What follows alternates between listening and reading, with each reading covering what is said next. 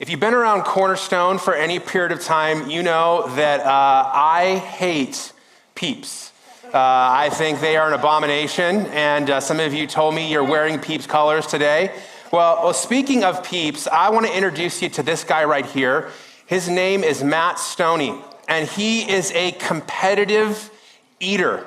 And several years ago, in 2017, Matt Stoney competed as part of National Peep Day in a peep eating contest. And so I have a little video here. This is Matt getting ready to eat his peeps. And then we're going to start here in a second. That's the peep trophy right there. Just watch with this. 4, 3, 2, 1. He's got a pretty good strategy going on there. Come on, Matt. With 255 people.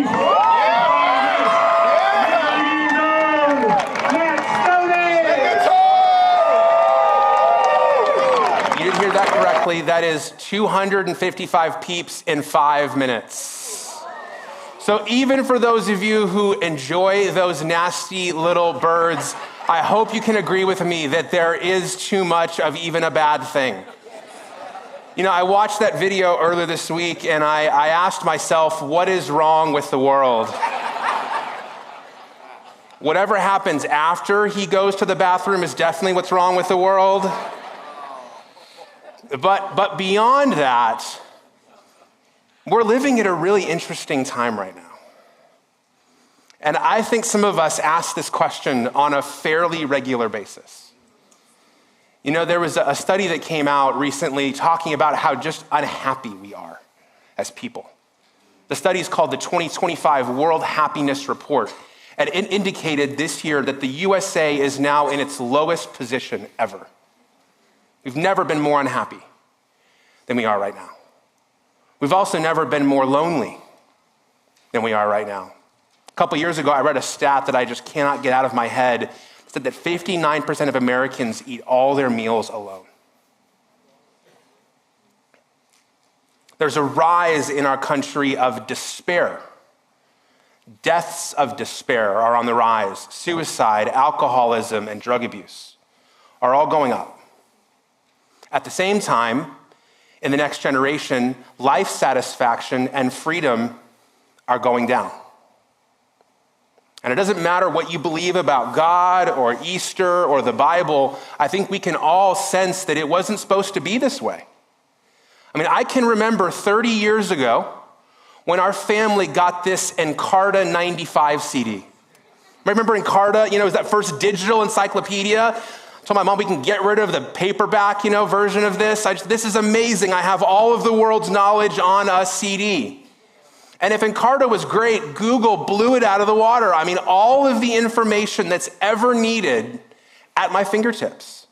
And I can remember when people said, hey, access to information will solve our problems. I can remember also about 20 years ago when Steve Jobs walked out on a stage and he introduced the first iPod. It was 1,000 songs in your pocket. And he moved from the iPod to the iPhone to the iPad. Not long after that, social media became available to everybody outside of college students. And the message was access to technology will solve these issues. Make us happier, less lonely, remove despair. You've probably sat there on television or on social media or even at an event and listened to a politician tell you about their platform, their campaign, their values. And they said to you, elect me and I'll make these issues better. And this isn't just a problem in America. This is a global issue. Because many of these technologies, many of these resources we're exporting to the world.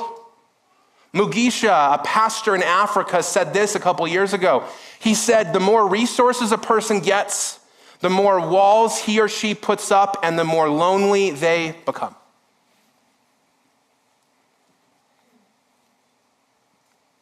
We don't need people. And yet, we discover we miss people.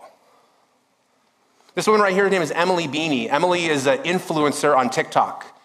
She has about 60,000 followers who follow her Get Ready With Me videos every day, and this is what she said to a UK newspaper. She said, there are some things that ChatGPT can't answer. Like, what is your purpose? Why are we here? We have TikTok, Google, Instagram, and AI at our fingertips. I could search anything, but there are more big questions than the internet has answers for. You see, we are desperately searching for hope. You could go weeks without food. You could go days without water. You could go a few minutes without oxygen. But when we lose hope, we cannot survive. And what's interesting is what's happening in response to this pandemic of despair and unhappiness and loneliness. Last year in 2024 was a record-setting year for Bible sales. And not like the digital ones, like the old school 20th century ones, with paper and stuff. And just so you know, it was not a new release in 2024. I mean, it was a very old book. And yet, record-setting sales. A couple months ago, on the most popular podcast in the country, the guy on the left, Wesley Huff, who we could call Wesley Buff if we wanted to make a new name for him, went on Joe Rogan's show and for 3 hours talked about the academic and intellectual rigor behind the Bible. Wesley Huff is a textual critic who studies the ancient parchments of the Bible, and they discuss the reasonability for the resurrection on the most popular podcast in the world. Last year in 2024, the most popular new nonfiction book was called The Anxious Generation. If you haven't read it and you have kids or you love the next generation, this should be the top book on your reading list. The writer Jonathan Haidt, who's an atheist, outlines all of the ways the next generation is reeling because of technology. And I'll remind you, he's an atheist. I doubt he's in a church this morning. But in his book, near the back, this is what he says. He says, soon before his death in 1662, the French philosopher Blaise Pascal wrote a paragraph often paraphrased, there is a God-shaped hole in every human heart. Again, an atheist, I believe he was right. He continues, many of my religious friends disagree about the origin of our God-shaped hole. They believe the hole is there because we are God's creations and we long for a creator.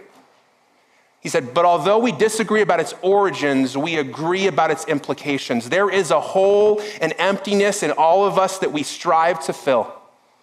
And if it doesn't get filled with something noble and elevated, modern society will quickly pump it full of garbage. Again, not Reverend Haidt. This woman right here, Ayan Ali, one of the most famous female atheists in the world, wrote a surprise article in 2023 announcing that she'd become a follower of Jesus. In her article, she announced secular humanism cannot save the West. She said, I have also turned to Christianity because I ultimately found life without any spiritual solace unendurable. Indeed, nearly self-destructive. Atheism failed to answer a simple question, what is the meaning and purpose of life? Now, to me, this is fascinating, not only because I'm a pastor, but when I started teaching like this a little over 20 years ago, the most popular books on the bestseller list were written by the new atheists. From left to right, Richard Dawkins, Christopher Hitchens, Sam Harris, and Daniel Dennett. And in the mid-2000s, new atheism was ridiculously popular. And these guys taught that if we could just leave religion in the 20th century and move into the 21st century, believing and embracing science, then all of the problems of the world would go away. And yet here we are 20 years later with more technology, with more anxiety, with more loneliness, with more despair. You see, life is reminding us that we cannot survive without hope. Life is reminding us the things that cannot sustain our hope. Which brings me to my third question today. Why is today such a big deal?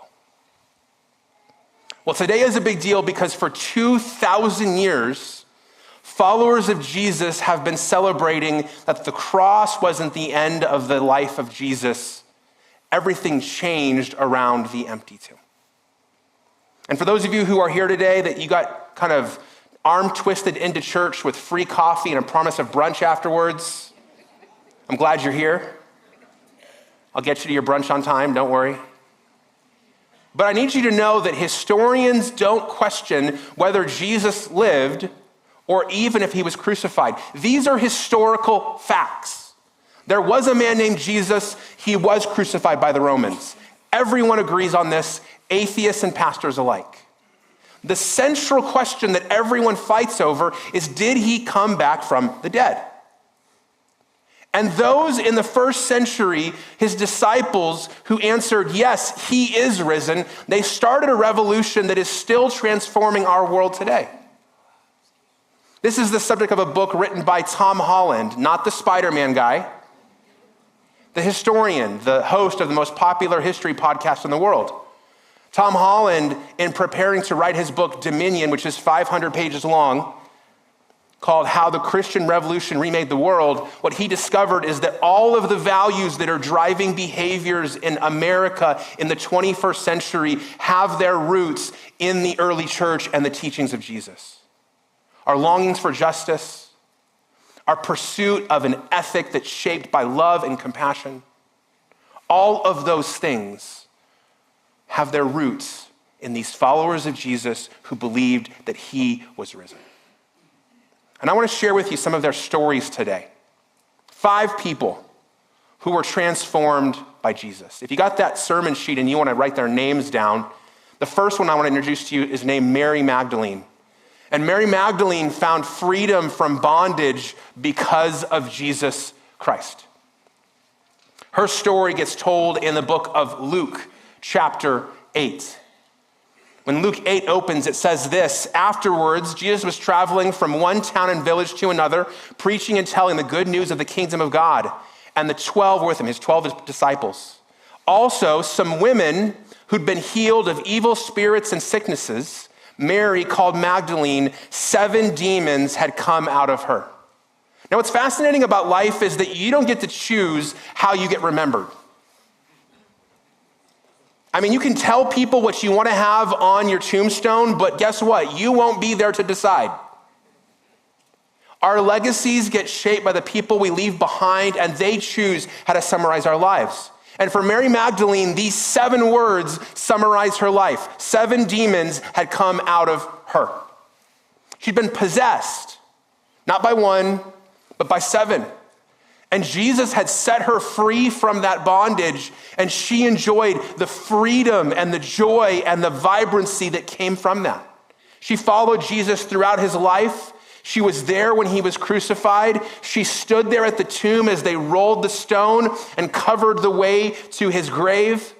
And she showed up on Easter Sunday morning, not expecting to say, he is risen or he is risen indeed, but bringing with her spices to prepare his body for a long-term burial. She was not expecting the tomb to be empty. In fact, she was shocked when it was. The text tells us that she interacted with some angels who were there. And then in verse 14 of John 20, it says this: having said this, she turned around and she saw Jesus standing there, but she didn't know it was Jesus. Woman, Jesus said to her, why are you crying, and who is it that you're seeking? Supposing he was the gardener, she replied, sir, if you've carried him away, tell me where you've put him, and I will take him away. Again, she's looking for a dead body, not a live one. And then Jesus says one word: Mary. He calls her by name. Turning to her, she said to him in Aramaic, the local language, Rabboni, which means teacher. A couple verses later, in verse 18, it says, Mary Magdalene went and announced to the disciples, I have seen the Lord. And she told them what he had said to her. She's the first person who announces the resurrection of Jesus. She was a person who was not expecting the resurrection of Jesus. So for those of you who are skeptics in the room, I will just tell you, if I got to write the story of how things went, I would make myself look better than I probably was. And you probably would do the same. But Mary had found freedom from bondage, and when she saw the resurrected Jesus, she had to tell the world. Number 2, a woman named Martha. Martha found healing amidst grief. Drake said earlier when he was leading us that Jesus is acquainted with all of the emotions that we know so well, including grief. Mary and Martha were close friends of Jesus, along with their brother Lazarus. Lazarus passes away, and so the family moves into a season of grief. They bury his body, they're mourning him, and then Jesus shows up. And when Jesus shows up, Martha has a conversation with him. In John 11, she says to Jesus, "Lord, if you'd been here, my brother wouldn't have died." She was a believer in the power of Jesus. Yet, even now, she says, "I know that whatever you ask from God, God will give you." "Your brother will rise again," Jesus told her. And Martha said to him, "I know that he will rise again in the resurrection at the last day." Again, she's looking to the end of time, not the present moment, for resurrection to be a reality. And the response of Jesus is this: "I am the resurrection and the life. The one who believes in me, even if he dies, will live. Everyone who lives and believes in me will never die. Do you believe this, Martha?" "Yes, Lord," she told him. "I believe you are the Messiah, the Son of God, who comes into the world." Martha experiences the power of Jesus because a few verses later, Jesus brings her brother Lazarus back from the dead. Jesus announces to her and the world, not only is resurrection something I have the power to do, I am the resurrection. And in me, you can have that hope. The third person I want to introduce you to is named Peter. And a lot of us can relate to Peter because we failed. Peter found forgiveness after failure. I said we don't get to choose how we're remembered, and often what happens is that we're remembered not for our best moments, but for our worst moments. I love my kids, but somehow they seem to always remember my failures more than my successes. My son was with me at a football game once. He was 4 years old, and I walked away. He was watching my phone. I got halfway down the concourse, and I realized that he wasn't next to me, and he started screaming, "Dad, Dad, Dad, Dad!"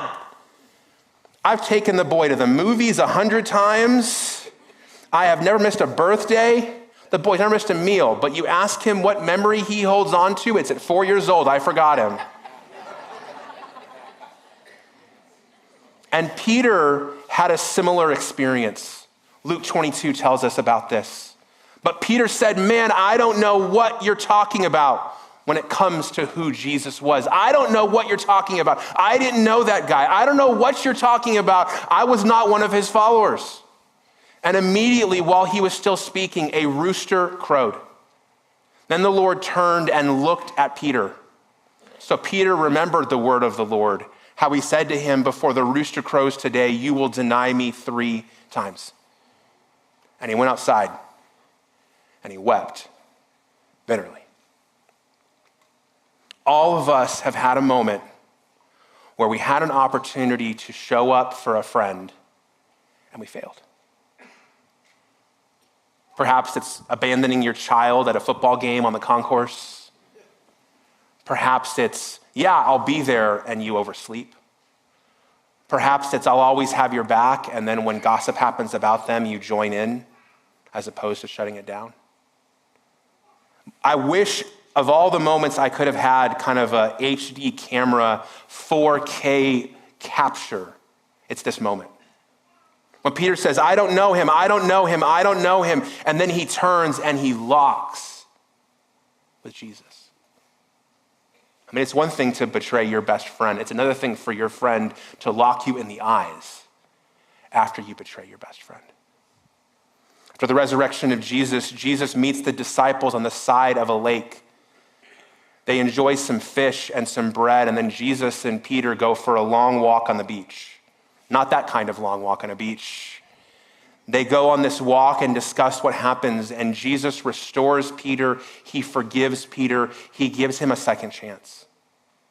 And we know that Peter understood this because at the end of Peter's life, as he's writing one of his final letters, we read this in 1 Peter 5. He says, "The God of all grace, who called you to his eternal glory in Christ, will himself restore, establish, strengthen, and support you after you suffered a little while." Peter could write these words because he'd lived these words. After he'd suffered the defeat and the shame and the failure and the guilt of betraying his best friend, God restored him, established him, strengthened him, and supported him. Peter's story is not that different from a man named Paul. Paul found grace after persecuting Jesus. It's one thing to betray him or fail him as a friend. It's another thing to persecute his followers.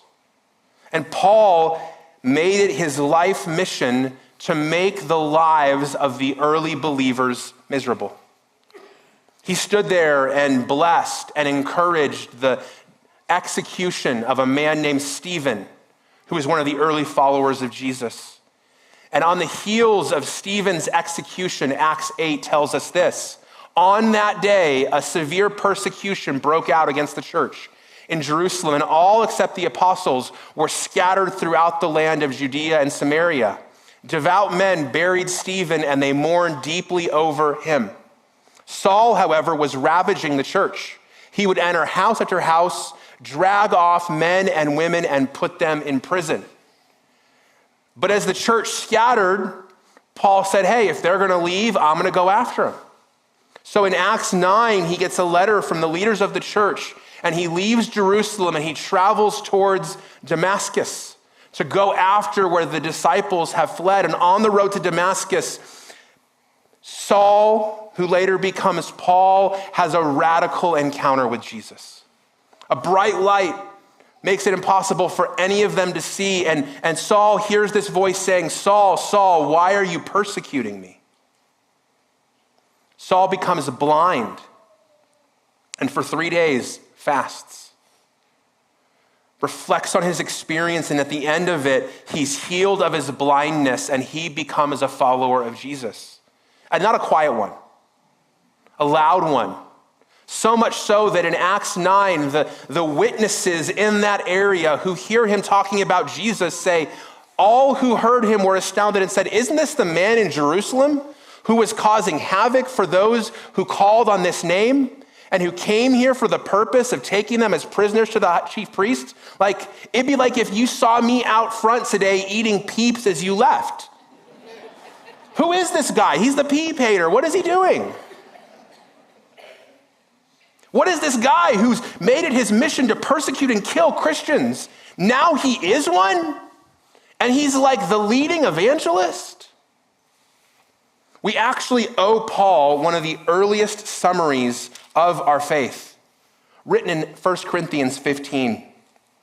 Paul wrote, for I passed on to you as most important what I also received, that Christ died for our sins according to the scriptures, that he was buried, that he was raised on the third day according to the scriptures, that he appeared to Cephas, then to the 12. Then he appeared to over 500 brothers and sisters at one time. Most of them are alive, but some have fallen asleep. Then he appeared to James, then to all the apostles, and last of all, as to one born at the wrong time, he also appeared to me. This passage has been dated within 30 years of the resurrection of Jesus. Now, I know in our world, that's a long time ago. That's like Encarta CD, 1995. But in antiquity, that's like yesterday. Every book you read growing up in school that's an ancient book can't get nearly that close. This is a reliable summary of what the early church believed and taught about Jesus, that he died, he was buried, and he was raised on the third day. And speaking about his role in this, this is what Paul says. For I am the least of the apostles, not worthy to be called an apostle, because I persecuted the church of God. Paul has not forgotten his failure, his persecution of Jesus, but he's not done. He says, but by the grace of God, I am what I am, and his grace towards me was not in vain. On the contrary, I worked harder than any of them, yet not I, but the grace of God that was with me. See, people who get grace are people who get their failure. People who understand the weight of God's grace and forgiveness are the people who know they need that grace and forgiveness. It's so encouraging to hear you guys sing loud on Sunday morning, and I will say not all of us sing with a heavenly note, myself included. But often the people who sing the loudest are not the ones destined for American Idol. They're the people who are most grateful for the grace of God. They're the people for whom they can't not sing because by the grace of God, they are who they are, and his grace towards them was not in vain. Perhaps the people you're sitting with today are only here because of the grace of God. Perhaps it might have one day been impossible to comprehend you all sitting on one row together, but for the grace of God. And this is where it hits home for me because I'm number 5. I'm not in the Bible. I'm not that old. But I have found hope amidst crisis after crisis. I was 9 years old when my family left our hometown of Las Vegas and traveled to New Mexico. We were driving across I-40 and we had just crossed over the 89 in Ash Fork when my dad fell asleep. Our car was going 70 miles an hour. He woke up and corrected as we went towards a semi. We went off the road, hit a highway sign, did 2 flips in the air, and landed on the embankment. And when DPS arrived, the officer asked a bystander, "Where are the bodies?" And he pointed over to my mom, my dad, my brother, and me, all of whom had bumps and bruises. At 9 years old, I knew that my life had purpose. Fast forward into my teenage years, and my dad, who was a pastor, had a stalker. This woman called our house several times a day. For those of you who don't know, this ancient piece of technology is an answering machine. And back in the 1900s, when you got home, you would run into the house, and if there was a blinking light on the answering machine, you were cool. Because you couldn't take your phone with you. You had to come home and see the flashing light and press the button, and a cassette tape would have recorded a message from your friend. And if they were a good friend, they would have told you their name and their phone number twice so that you could write it down. It's funny how the world has changed, but some of us still give our phone number twice on somebody's voicemail. And every day, 2 and 3 times a day for 18 months, this woman would call our house. She would watch us walk into the parking lot at church. She would send letters to the church describing false, imaginary, terrible stories about my family. And when I was 14 years old, I told my youth leader, "It will be a cold day in hell when I'm a pastor."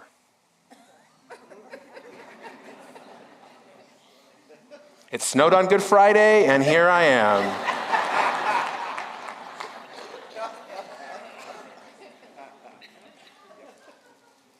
Fast forward 14 years, and at 28, I burn out. This book felt like reading the Yellow Pages, another 19th century technology. Writing sermons was the hardest thing I'd ever done. It felt like pulling teeth. I was aimless. Fast forward 4 more years, and on this weekend, on the Thursday before Easter, my wife and I are at a routine ultrasound for our twins when we get told that she needs to go to the hospital and have an emergency surgery or else they will die.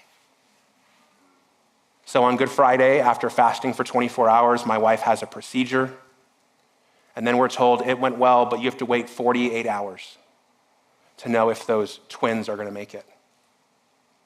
It's one of the reasons why I don't really like that phrase, "It's Friday, but Sunday's coming." Because I've lived through the darkness and the quiet of Saturday wondering if there's actually life at the end. On Sunday morning, they came in and told us that we could go home. She was on bed rest for 18 weeks.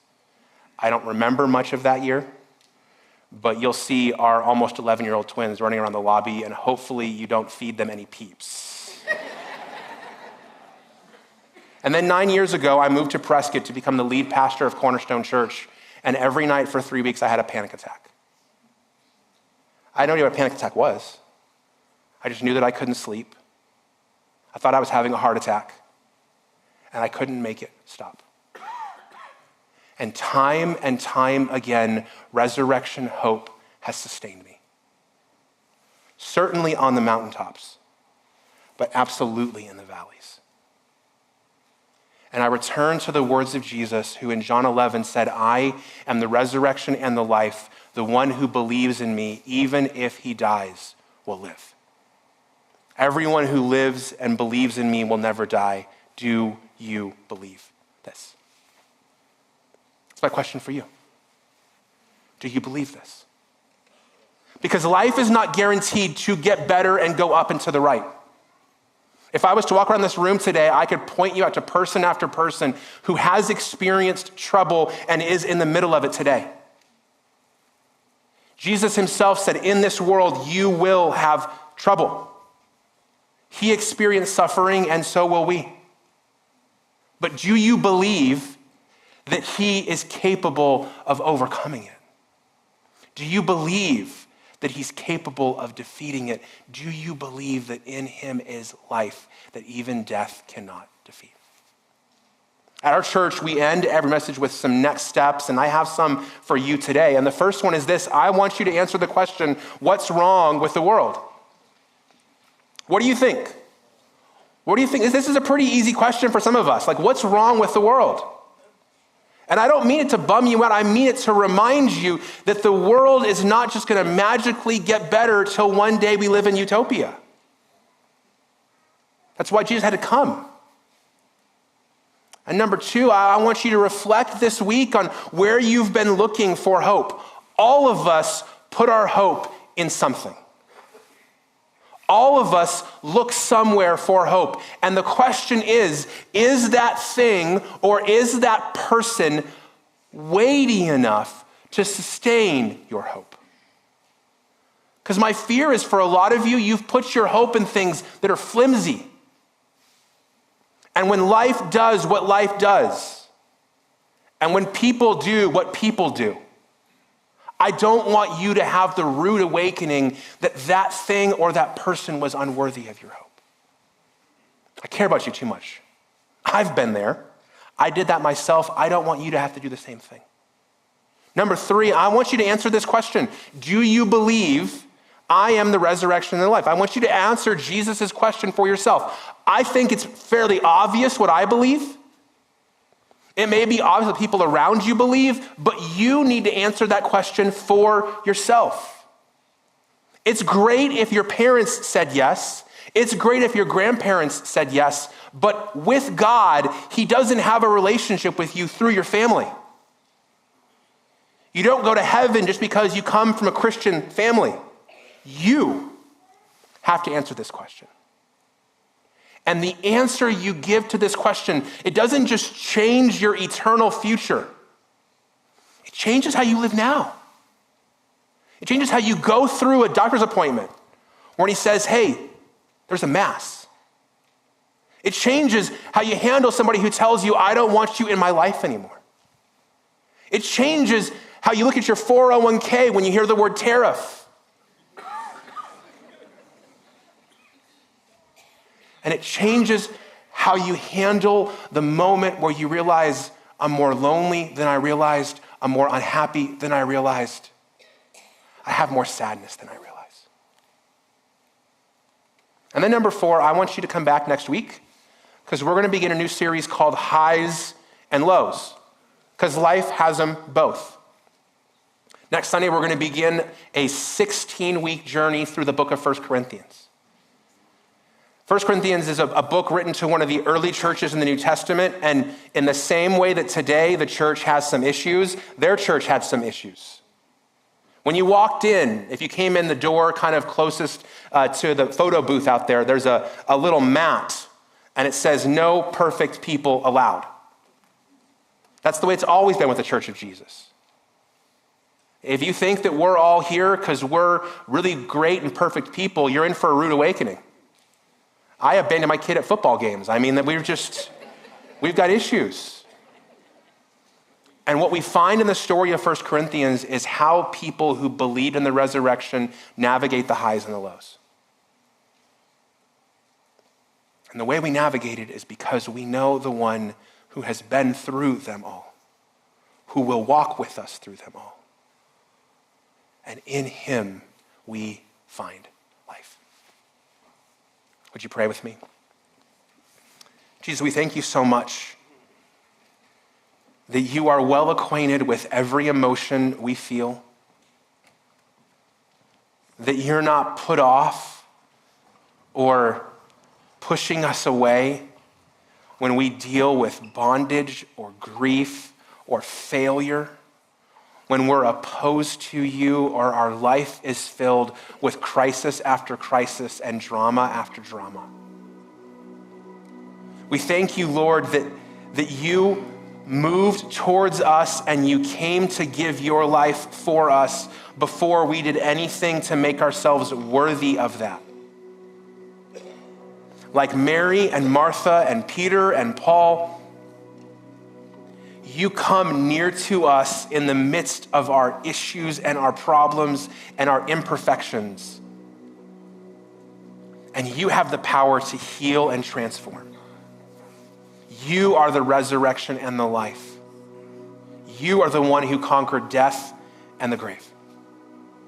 And in a world, Jesus, where we have found so many promises failing, so many hopes disappointing, and so many people unable to deliver on the pitch they gave us, we look to you, the only trustworthy one.